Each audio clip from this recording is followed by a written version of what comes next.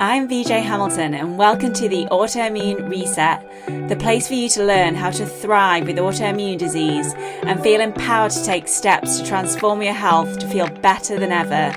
You can start making changes today to improve your health. So with every episode, my mission is to share with you simple ways to up-level your diet and lifestyle with key learnings from my own journey reversing autoimmune disease and inspirational stories from those who have reset their autoimmune symptoms and are now thriving in life.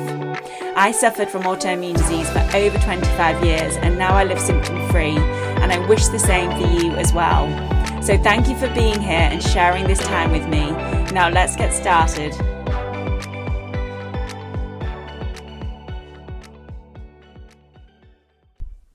Hello and welcome to the Autoimmune RESET podcast.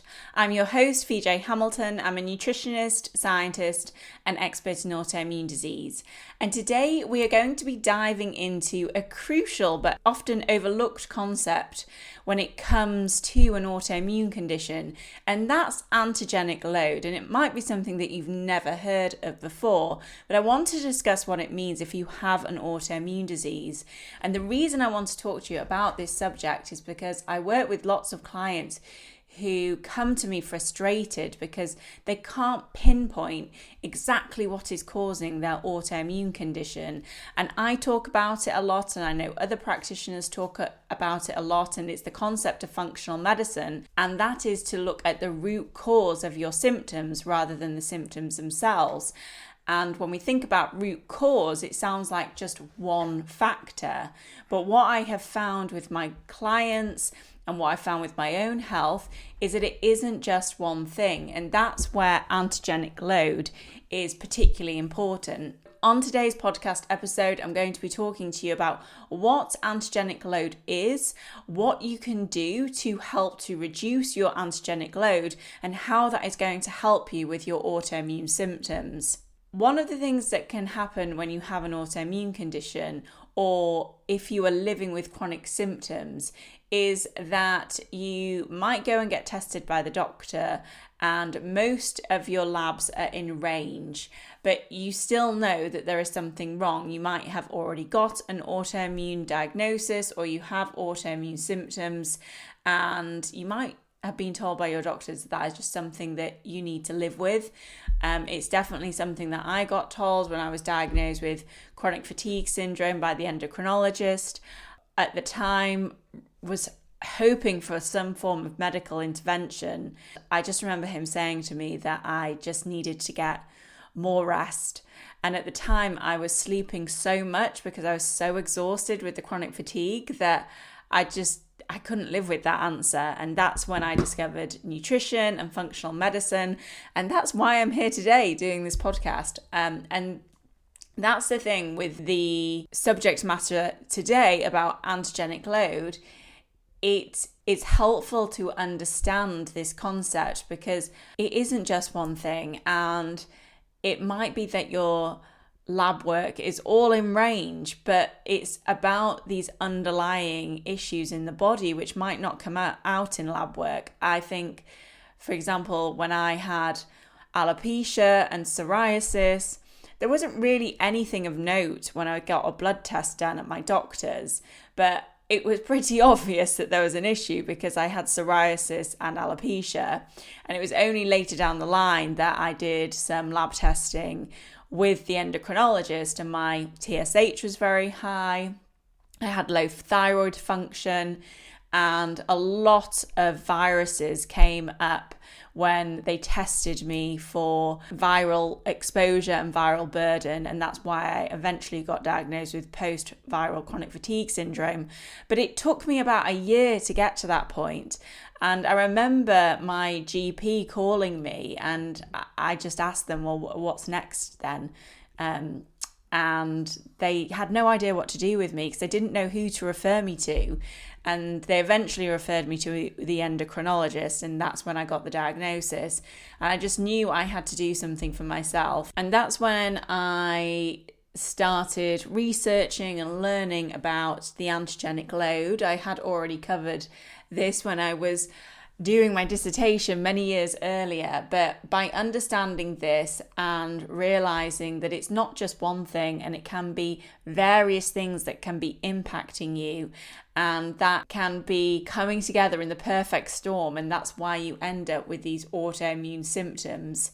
And it took me 25 years to get there and to start focusing on different aspects of my health, and also realizing that I wasn't going to be able to transform my health overnight and that it was going to take time. Before that, I was searching for that one thing that could make the big difference. Could it be this new supplement that I'm trying? Or could it be this therapy that I'm having? Or could it be this treatment that I'm having at the hair clinic? And yes, they helped for a short period of time, but if you want those long-term changes to your health, then working on reducing your antigenic load is absolutely key. So let's talk about what antigenic load is. And this refers to the total burden of foreign substances or antigens that your immune system has to deal with in any given time. And these antigens can come from food proteins like gluten, dairy, soy, and eggs, which are common triggers in autoimmune disease. They can come from infections like viruses, bacteria, or even chronic stealth infections like Epstein-Barr virus. They can come from environmental toxins such as mold, heavy metals, pollution, and pesticides. They can come from undigested food particles, which can cross into the bloodstream and trigger an immune response. And they can also be caused by stress, which affects immune regulation and gut permeability. An antigen is what your immune system responds and reacts to. So in the presence of an antigen, your immune system is far more likely to fire up against whatever that antigen is. And that's why we call it the antigenic load, because it's the load that your immune system is bearing at the moment. And you can see there's lots of different factors that can be stimulating your immune response. And you might have taken gluten out your diet and seen some benefit, but really nothing that notable. And that could be because you have at least 5 other antigens that are creating this inflammatory response in your body. Just taking gluten out hasn't been enough to reduce that inflammatory response, but it may help in the long run. It just depends if that is a factor for you. And that's why it's so important to be observing how your body feels and how you react to certain foods and how you react to certain environments and how you react to stress, because that's going to give you the answers of what is stimulating your own immune system. For example, if you wake up in the morning and your hands are swollen, or you wake up with a headache, or you notice that you have a sensation in your mouth after eating something, this all needs to be written down and noted. Then you can start to see patterns with things. And even now, my husband and I have been eating at a restaurant, and we both don't feel very well when we eat there, and we don't know why that is the case. But we have seen that pattern, and we know that there is something because it's happened 3 or 4 times now. And as much as we love eating there, it does put us off a little bit. But is it the meal that we're having, but we don't really feel like we're eating anything that we don't normally eat? Is it that they use more salt in the food, but that doesn't seem to be much of an issue either? Or potentially it could be to do with some of the oils that they're using for cooking. I mean, we don't know, but all I mean is it's easy to start seeing patterns when you start observing it. But as you can see with these antigens, when the immune system is constantly bombarded by these antigens, it can become overwhelmed. And that is when things start going wrong in your immune system. And that's in an effort to protect you. And then it can start mistakenly attacking your own tissues, as we see with an autoimmune condition. One of the interesting aspects about antigenic load when it comes to your gut health is that when you are not digesting proteins very well, which could be due to low stomach acid, it could be due to low pancreatic elastase, it could be due to not chewing your food properly, it could be due to gut dysbiosis. There are many reasons that might be happening. But if you don't break down the protein into its constituent amino acids, then that could become an antigen to your body. So you might be eating more protein because you know that that can support your immune system, and you know it's healthy for recovery and muscle function and hair growth. But if you're not breaking it down properly, you could be adding to your antigenic load. And I understand the frustration. I've been there. You are doing all the right things, but if you are not working on these underlying imbalances, for example, the fact that you're not digesting protein and not working on whatever the root cause of that is, and you start eating lots of protein and you're not able to break it down, then it can cause more harm than good. And that, again, is why if you're having any digestive symptoms or any issues with your gut, then it is worth looking into to get to the heart of that and understand exactly what is going on so that you can address it. And then all the good work that you're doing for your health, you are going to start reaping the benefits from that. So let's talk about how antigenic load can lead to an autoimmune disease. Well, there are several mechanisms, but I just wanted to pull out two which are particularly pertinent. And one of those is molecular mimicry. And molecular mimicry is when there is an antigen, like a virus, bacteria, or even a food protein, and it looks similar to your body's own tissue. For example, the gluten protein gliadin has a similar structure to thyroid tissue, which is why with Hashimoto's thyroiditis, it can be triggered if you eat gluten. And when I'm working with clients who have Hashimoto's, I would recommend them having a break from gluten to see if it makes a difference in their symptoms and in their antibody levels. And the good thing about something like Hashimoto's is there's a very easy marker that you can test, and that's your thyroid antibodies. You can see if it's helping or not. But that can happen with lots of different antigens, and there is a whole body of research around this, which I find extremely fascinating, where they are looking at different parts of food molecules and different patterns that are on food molecules and mapping them against patterns on infections and on self tissue. And they can see how there is this cross-reactivity between the two.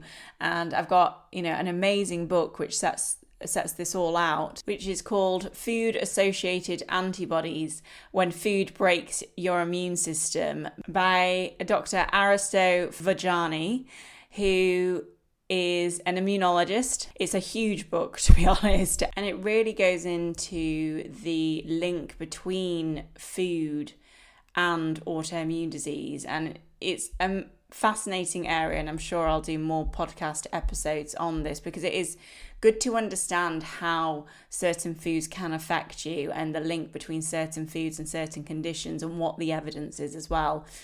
So I will cover that in more detail in another episode, but one of the concepts is around molecular mimicry, but there's also this other concept called bystander activation. This occurs when an infection or an inflammatory trigger activates the immune system, but in the crossfire, healthy cells also become collateral damage. And a classic example of this is Epstein-Barr virus, which has been linked to multiple autoimmune diseases like multiple sclerosis, lupus, and rheumatoid arthritis. And if that is happening because of a high antigenic load in the body, you can see that this might be happening in all different areas in the body. And once your body starts attacking a certain organ or a certain component of your cell, then you really need to bring down inflammation as quickly as possible, bring down oxidative stress to stop that immune reaction happening in the body. And then lastly, there is leaky gut syndrome and those undigested proteins that I mentioned.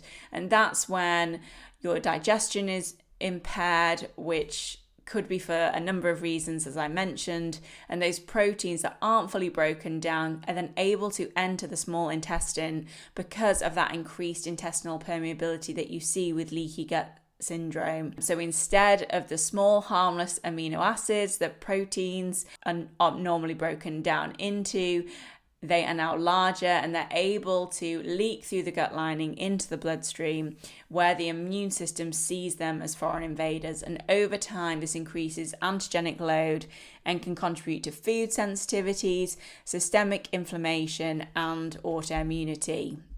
And this is why a nutrient-dense diet that supports digestion and gut integrity is so crucial if you have an autoimmune condition.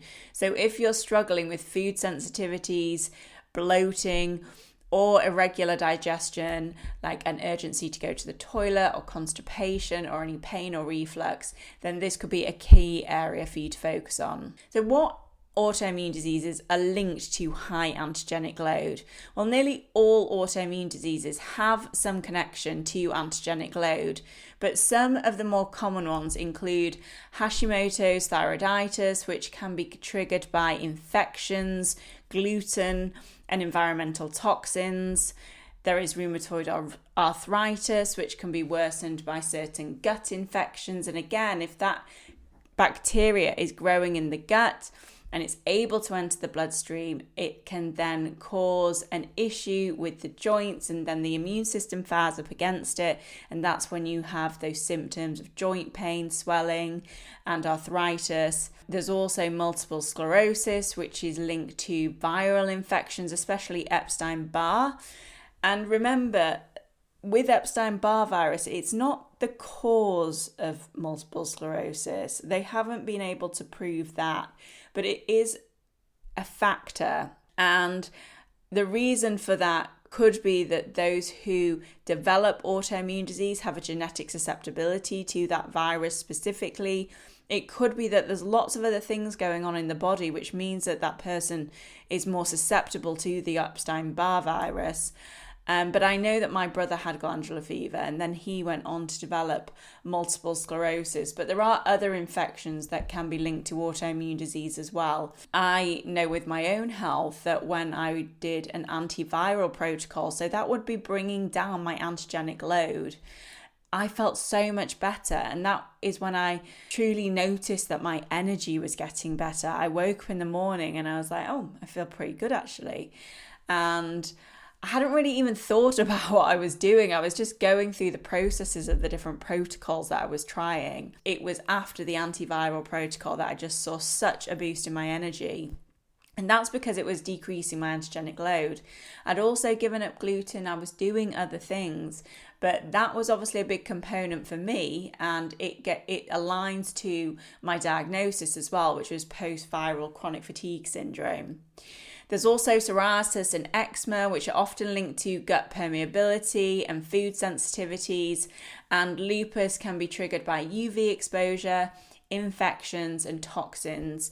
And also with lupus, I find that estrogen can be a factor and low folate, and one of the markers for lupus is an antibody which is targeting your own DNA. It's a systemic autoimmune condition, and my theory is that the DNA is damaged, and that's the reason that the immune system is firing up against it. And if you increase folate, if you work on the toxicity of the cell, if you help to bring down infections, it can make a big difference to someone's symptoms with lupus. And on that subject, how can you reduce your antigenic load? So if you have an autoimmune disease or are at risk, then reducing antigenic load can help calm your immune system and improve your symptoms. So here are a few ways that you could start to reduce your antigenic load. Well, the first thing to focus on, I would say, is food and understanding which foods are triggering you. And if you're already eating a healthy diet, but you feel that food might be a factor for you, then you can try an elimination diet such as AIP or going gluten-free or dairy-free to help identify those sensitivities. But with an elimination protocol, it's always best to work with a practitioner who can guide you through that. As you may know if you've listened to this podcast before, I'm not an advocate for restriction when it comes to diet. Most of the time when I'm working with clients, the issue is that they haven't eaten enough nourishing foods rather than needing to restrict more foods. But in the short term, doing an elimination protocol can really help to identify whether a food is triggering you. Of course, there are food sensitivity tests, and I do offer one in my clinic if you would like to find out more about that, so you can get more insight into which foods might be triggering you from an allergy and sensitivity perspective. But the truth is, the gold standard is an elimination protocol. So taking that food out of the diet and seeing if your symptoms improve, and then reintroducing it in a structured way and seeing if your symptoms come back when you do that. That can give you just some great insight into whether a food is triggering you and whether that might be adding to your antigenic load. The other aspect when it comes to food is whether you are digesting your food properly or not. And that can be looked into through a stool test, which will give you insight into how well you're breaking down fat and protein. It tests for a marker for pancreatic elastase, so you can see if you're producing enough enzyme to break down proteins. And it will also look at whether you have gut dysbiosis, which can be a factor in protein digestion as well. And also looking into whether you are more inclined to have leaky gut syndrome or increased intestinal permeability.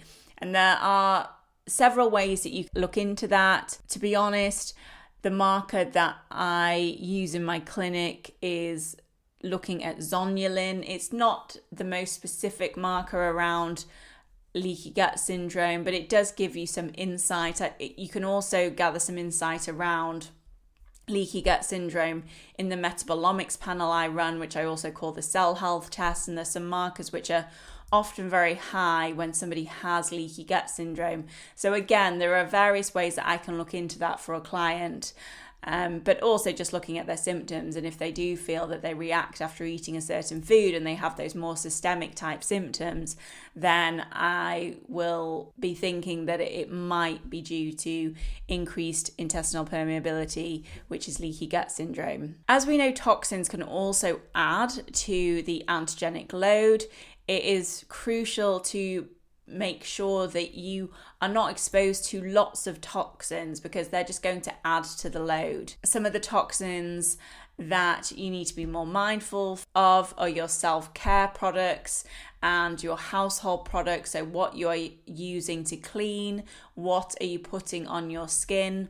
And when it comes to beauty products, it's those products that are staying on your skin that are going to be doing the most damage, rather than things that you're using for washing, although it is good to be cautious with those as well. But if you're leaving something on your skin for a long period of time, then those are the products that I would test in the first instance and get as natural products as you possibly can to reduce your chemical exposure.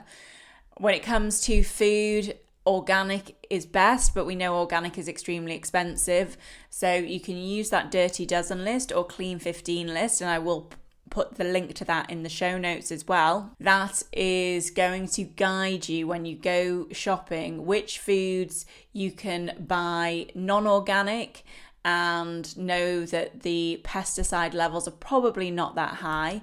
And then you'll have the list of the Dirty Dozen, and there are the foods to avoid unless you're buying them organic. So it gives you a bit of choice around which foods that you can eat. And I know it is hard to get organic food, and there are veg boxes that you can order, and there is, a lot of my clients will purchase veg boxes or buy food online just so that they can get that organic produce. And this is especially important when you are recovering from an autoimmune condition. You might have more tolerance to some chemicals as you get better, but whilst you're recovering, you want to be bringing down your antigenic load as much as you possibly can. So reducing your toxin exposure will be helpful, and that may even help with your tolerance to certain foods as well, because it's like filling up a glass of water, the antigenic load, and the less the glass is filled with antigens, the less likely you are to have symptoms. So the fuller that glass of water is, the more likely you are to have symptoms. And then once it becomes overflowing, that's when you end up with symptoms and potentially developing an autoimmune condition. Also, Unfortunately, we do need to think about our water supply as well, and avoiding any heavy metals and any heavy metals that we might find in food as well. You can test your water supply if you suspect there might be an issue with that, but I would always recommend drinking filtered water or mineral water, and then you know that the exposure is going to be a lot lower. Then there were chronic infections, similar to what I had. So you can test for your viral exposures and bacterial infections, and there are certain panels you can run which are helpful in determining whether this is a major factor for you. And as I explained with my own health, I realized that viruses were a big part of why I had post-viral chronic fatigue syndrome, and it could have been why I developed other autoimmune conditions as a child as well. But by working on bringing my viral burden down, that had a knock-on effect to so many other factors. So as much as I said the root cause isn't always one thing, there might be a predominant thing, and that's what you want to focus on first. If you did find that chronic infections was a major issue for you, then there are lots of different ways that you can reduce infections from your body with antimicrobials and bringing in certain herbs and teas. And that's what I did, and it made a big difference in the long run. And also supporting your immune system, because if you do have any chronic infection, your immune system is likely to be more suppressed. And that's what I see a lot with my autoimmune clients. We often see autoimmune disease as the immune system in hyperdrive, but the truth is a lot of my clients have immune suppression, and it's the fact that their immune system is suppressed that these bacteria and viruses and yeasts are able to thrive, and that then creates this vicious cycle with their autoimmune condition, because there are different arms of the immune system. It might be that your first line of defense is suppressed, and that's how bacteria and viruses and yeast and parasites are able to get into the body, and then it has this almost indirect effect on another part of the immune system, which creates that chronic inflammation that we see in autoimmune conditions. And then when it comes to stress, chronic stress can increase the antigenic load and contribute to inflammation. And that's why we need a strong foundation when it comes to recovering from an autoimmune condition. When we have high cortisol, which we ordinarily do have when we are living in fight or flight, sometimes people go past that and they have very low cortisol, but for the most part people have high cortisol levels, and that can increase intestinal permeability, which means that you're more likely to have an increased antigenic load, because those particles from the gut are more likely to get into the bloodstream. And it's not just those larger food particles like the proteins that I mentioned, but also toxins and microbial byproducts like lipopolysaccharide, which is a toxin that is produced by the bacteria. So that's going to add to your body's antigenic load. Cortisol is also meant to suppress excessive inflammation, but when you have chronically high levels, it actually makes the immune cells less responsive over time, and that in turn reduces tolerance of your immune system to normal environmental and dietary antigens, and that can lead to increased reactivity to foods, chemicals, and pathogens. So working on our stress response is absolutely key, and there are lots of ways that you can do this, and you need to find what works for you. It's taken me a long time to find what works for me. I found walking in nature really helped, being more mindful when I was in nature. I love to bird watch now, and I feed my birds regularly. I feel like they're actually almost my pets now. But I also realized that if I am doing meditation, I like to do it first thing in the morning. It's just not going to work for me later in the day. And then I discovered NeuroSim, which is a vagus nerve stimulation, which can help with vagal tone. And I did focus on this in a previous podcast episode if you want to learn more about increasing your vagal tone. But the way I like to do it is through the NeuroSim, and I will put the link to that in the show notes if you want to find out more about it. But that helps to calm my stress response even when I'm working. And I will put my NeuroSim in for an hour when I know I have a client plan to write up, and it just really helps me to focus and make sure that I am, fully in the zone when I'm writing up my plans, when I'm doing research. And it helps to calm down my nervous system at the same time. And I just feel that I am more stress resilient now. I've just noticed it in my daily life. I don't get stressed anymore. It's not that I'm not exposed to stress. I just don't feel the same way about stress anymore. And that has been life-changing for me, especially as somebody who lived with anxiety for 15 years. I mean, I remember being at an event and doing a presentation, and my mind just went completely blank, and I was in a state of panic, to be honest, but I couldn't think of anything. It was just my mind was blank, and that is a sign of anxiety. And I would have panic attacks, which when you first have a panic attack, it feels like you're dying, to be honest.